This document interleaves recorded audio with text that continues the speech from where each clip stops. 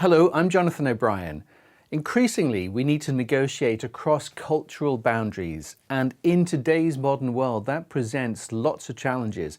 Firstly, that negotiations are truly global across many different cultures and time zones, but also in this post-COVID-19 era that we live in, many of those negotiations that would once have been done face-to-face are now, in fact, being done remotely using technology such as this. So there are a number of challenges when we negotiate across cultures, and if we fail to understand how another culture might work, then that negotiation simply will fail. For example, within Northern Europe and the United States, we are used to quite direct styles, perhaps confrontational, value-claiming type negotiations, and that is how business is done. It is quite normal to start a business meeting and to go straight into the topic that we want to discuss. However, when we look at some Middle Eastern cultures, Chinese cultures, other Far Eastern cultures, then we find that actually that sort of style is quite abrasive and doesn't fit with the natural tendency to build the relationship first.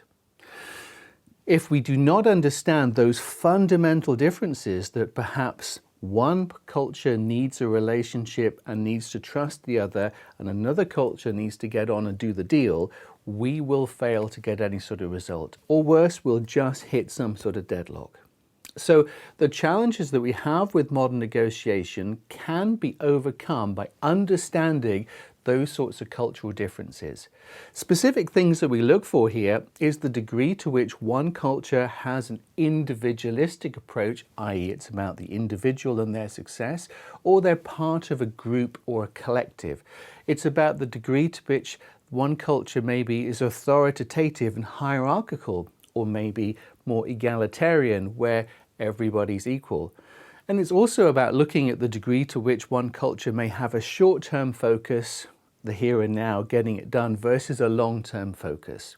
And we put those things together to give us an understanding of how other cultures work. Equipped with that knowledge, we can then begin to understand our opponent and adapt our style so we build rapport. Because if we can build rapport and change how we negotiate and engage, then we increase the likelihood and the chances of success, of good outcomes in that negotiation. So there are many challenges with global negotiation across cultures. We can overcome those challenges if we understand our opponent and those cultural differences, and we learn to adapt our style so we can build rapport.